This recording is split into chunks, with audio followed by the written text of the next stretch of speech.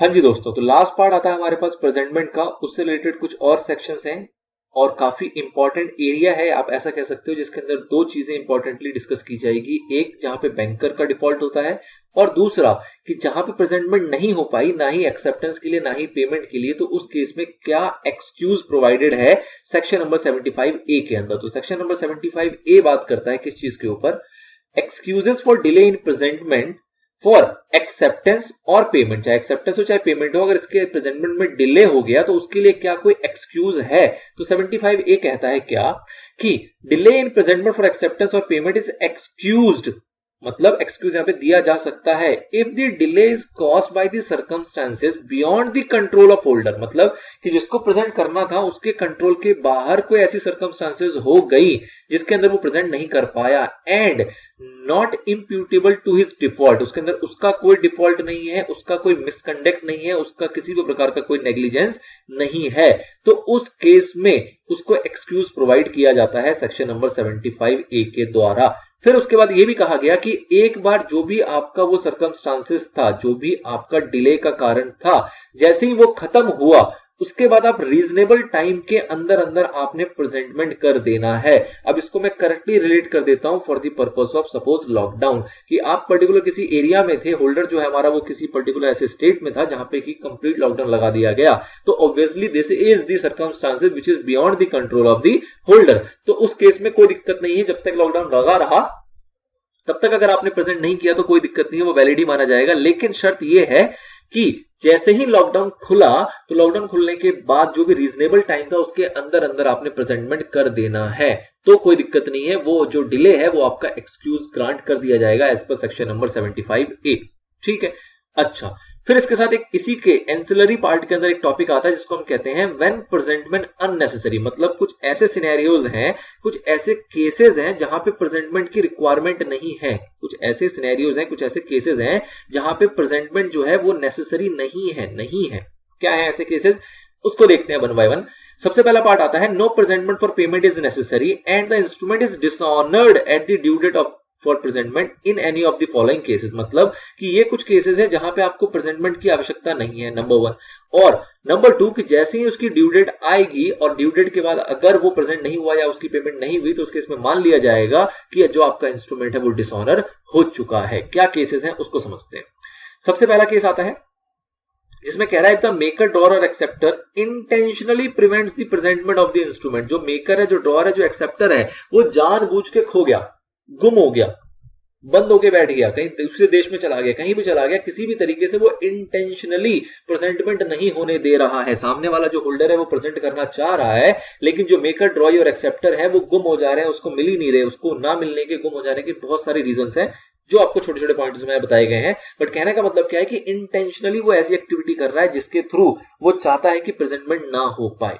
अच्छा जी, कैसी कैसी हरकतें कर सकता है? तो कुछ एग्जांपल है। If the instrument being payable at his place of business he close such place of business on a business day during the usual business hours. मतलब कि प्रेजेंटमेंट होनी थी कहां पे? प्लेस ऑफ बिजनेस के अंदर होना था, लेकिन उसने क्या किया, अपना जो बिजनेस है उसको ही क्लोज कर रखा है बिजनेस डेज के अंदर, और जो बिजनेस आवर्स थे उसके अंदर भी, मतलब 10 से 5 की टाइमिंग होती है, लेकिन वो कई दिनों तक ताला लगा के बैठा है अपने ऑफिस के अंदर। तो ऐसा सिनेरियो है तो उसको भी कहा जाएगा कि वो इंटेंशनली प्रिवेंट किया जा रहा है। If the instrument being payable at some other specified place, neither he nor any other person authorized to pay it attend at such place during the usual business hours। मतलब कोई अगर specified business decide किया गया था तो ना ही उस specified place पे वो खुद मौजूद है पर्सन, ना ही वो किसी और को वहां पे, किसी और पर्सन ऑथराइज को वहां पे उसने भेजा है, तो उस केस में भी माना जाएगा कि वो इंटेंशनली प्रिवेंट कर रहा है और उस केस में प्रेजेंटमेंट की आवश्यकता नहीं रह जाएगी। मतलब होल्डर को प्रेजेंट करना वहां पे मैंडेटरी नहीं हो जाएगा, और उस केस में मान लिया जाएगा कि ड्यू डेट पर अगर पेमेंट नहीं हुई तो जो हमारा बिल है या जो नोट है वो डिसऑनर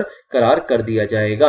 अगला आता है the instrument not being payable at the specified place he can not after due search be found. मतलब स्पेसिफाइड प्लेस पे जो हमारा इंस्ट्रूमेंट है वो पेबल नहीं हुआ और पूरी मेहनत करने के बाद भी हम उसको ढूंढ नहीं पाए उस स्पेसिफाइड प्लेस पे, तो उस केस में माना जाएगा कि होल्डर का कोई डिफॉल्ट नहीं है और ये इंटेंशनली रोका गया है। किसके द्वारा? मेकर, ड्रॉय या फिर एक्सेप्टर के द्वारा।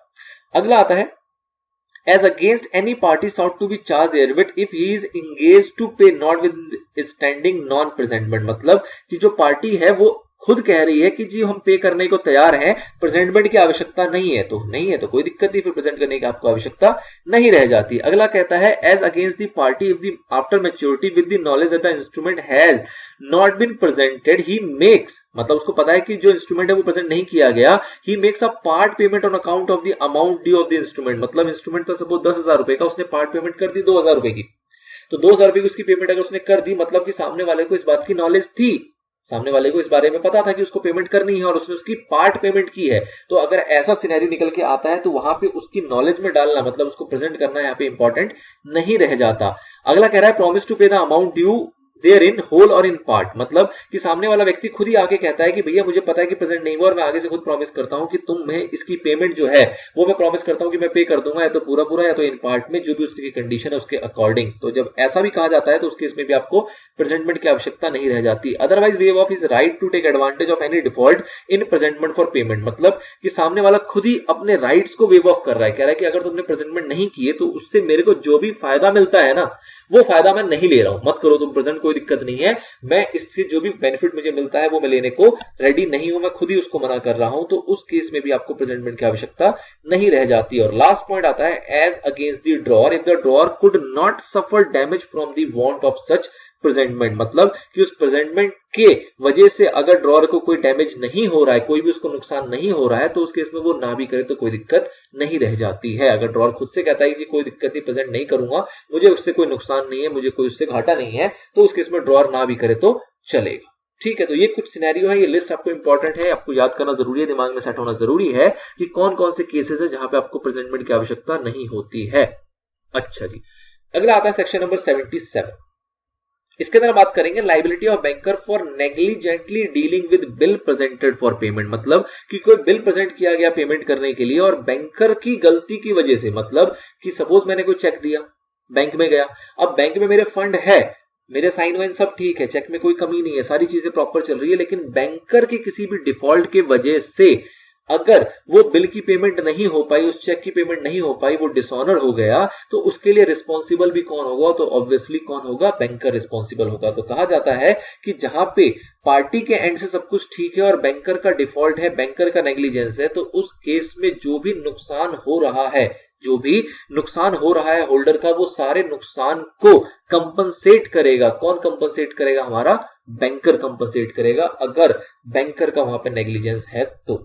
ठीक है, तो ये छोटी सी बात करके गया आपका सेक्शन नंबर 77। अब एक लास्ट और सेक्शन है, सेक्शन नंबर 78, उसको और कवर कर लेते हैं, जो कि बात करेगा पेमेंट एंड इंटरेस्ट के ऊपर। छोटा सा टॉपिक है, कुछ खास नहीं। सबसे पहले बात करते हैं पेमेंट। पेमेंट किसको की जाएगी, तो ऑब्वियस सी बात है, जो अमाउंट ड्यू होता है, चाहे बिल के अगेंस्ट हो, चाहे बिल ऑफ एक्सचेंज हो, चाहे प्रोमिसरी नोट हो, चाहे चेक हो, उसको उसकी पेमेंट की जाती है, उसको डिस्चार्ज किया जाता है। और किसको पेमेंट की जाती है, जिसके पास भी वो इंस्ट्रूमेंट होता है, मतलब कि जो भी होल्डर ऑफ द इंस्ट्रूमेंट होता है। तो सिंपल सी इसके अंदर देखो दो टर्मिनोलॉजी है सेक्शन 78 के अंदर, पेमेंट और इंटरेस्ट। तो पेमेंट के अंदर अगर क्लैरिटी है तो पेमेंट का बेसिकली मतलब क्या है कि subject to provision of section 82 clause C, payment of the amount due on provisionary note, bill of exchange, cheque must in order to discharge the maker or acceptor. अगर payment कर दी जाएगी, जो भी मेकर होगा या जो भी एक्सेप्टर होगा वो डिस्चार्ज हो जाएगा पेमेंट करने के बाद। और पेमेंट किसको करेगा, be made to the holder of the instrument, जो भी इन इंस्ट्रूमेंट का, ये जो भी इंस्ट्रूमेंट है इनका जो भी होल्डर होगा, उस होल्डर को पेमेंट की जाएगी मेकर के द्वारा या एक्सेप्टर के द्वारा, और उसके बाद ही वो डिस्चार्ज माने जाएंगे। आगे देखते हैं section 82 clause C of the act provides that the maker, acceptor or endorser respectively of negotiable instrument is discharged from liability thereon by payment of all parties thereto। तो पेमेंट का बेसिकली इंपॉर्टेंस क्या है कि आप payment करने के बाद ही liability से डिस्चार्ज हो पाओगे। If the instrument is payable to bearer or has been endorsed in blank or such maker, acceptor or endorser makes payment in due course of the amount due thereon। ठीक है जी, तो simple सी बात है। तो payment में कुछ खास नहीं रहता। पेमेंट का बेसिकली मतलब क्या है कि जिन जिन पर्सन की लाइबिलिटीज है पेमेंट की, वो उन्हें पेमेंट करना पड़ेगा। किसको करना पड़ेगा, होल्डर ऑफ द इंस्ट्रूमेंट को। किस लिए करना पड़ेगा, ताकि वो लाइबिलिटी से डिस्चार्ज हो सके। सिंपल टर्म, कुछ खास नहीं, कोई टेक्निकल नहीं। अगला पॉइंट आता है आपका जिसके अंदर बात करेंगे इंटरेस्ट की। अब इंटरेस्ट के अंदर दो सिनेरियो है। सिनेरियो नंबर 1, जहां पे इंटरेस्ट का जो रेट है वो स्पेसिफाइड। अगर इंटरेस्ट का रेट स्पेसिफाइड है, आपने पहले से ही तय तमन्ना किया हुआ है, तो उसके अंदर कोई दिक्कत ही नहीं है। जो भी रेट आपका स्पेसिफाइड है उसके अकॉर्डिंग आप कैलकुलेशन कर लोगे इंटरेस्ट की। तो सबसे पहली बात करता है where interest rate is expressly made payable on provision note, bill of exchange. अगर एक्सप्रेस्ड है, पहले से ही स्पेसिफाइड है, तो interest shall be calculated at the rate specified on the amount of the principal money due there on from the date of instrument until tender or realization of such amount or until such date after the institution of a suit to recover from amount as the court direct। मतलब क्या हुआ कि number 1 कि आपका जो instrument की date है और वहां से लेके जब तक आपको अमाउंट नहीं मिला तब तक का आप ब्याज कैलकुलेट करोगे, इंटरेस्ट कैलकुलेट करोगे उस रेट से जो रेट आपका स्पेसिफाइड किया गया है। या फिर अगर उसका कोई सूट चल रहा है तो उस केस में जैसी डायरेक्शन दी जाएगी कोर्ट के द्वारा, मतलब कोर्ट ने कह दिया कि आप यहां से लेके यहां तक का इंटरेस्ट चार्ज करोगे तो आपको फिर वहां से लेके वहां तक का ही इंटरेस्ट चार्ज करना पड़ेगा।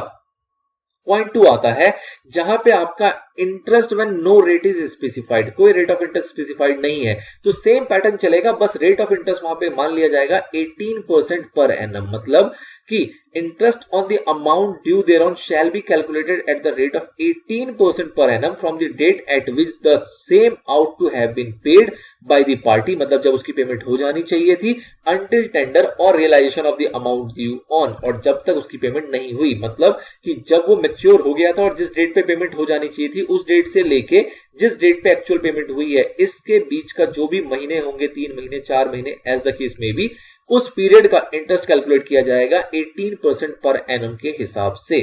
और until such date after the institution of a suit to recover such amount as the court direct, और अगर कोर्ट इन्वॉल्व हो गई फिर तो बात ही खत्म, फिर as per the direction of court आपको काम करना पड़ेगा।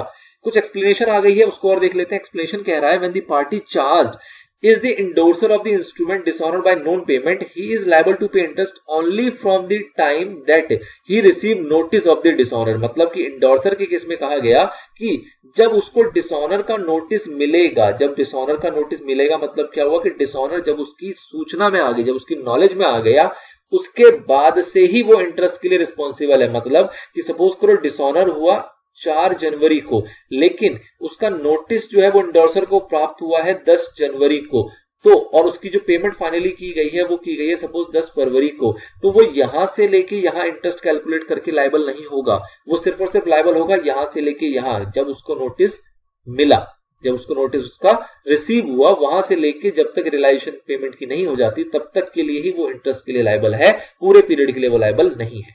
चलिए जी, तो ये बात कर रहे थे हम पेमेंट और इंटरेस्ट के ऊपर। सेक्शन 78 तक का हमारा यहाँ पे रैप अप हो जाता है। आई होप आपको चीजें समझ में आ रही हैं। प्रेजेंटमेंट का भी पूरा एरिया खत्म हुआ और पेमेंट और इंटरेस्ट का भी पूरा एरिया खत्म हो गया। यहाँ पे आगे चल के बात करेंगे डिसऑनर के ऊपर। फिलहाल के लिए इतना ही, मिलते हैं आपसे नेक्स्ट वीडियो में, तब तक के लिए गुड बाय।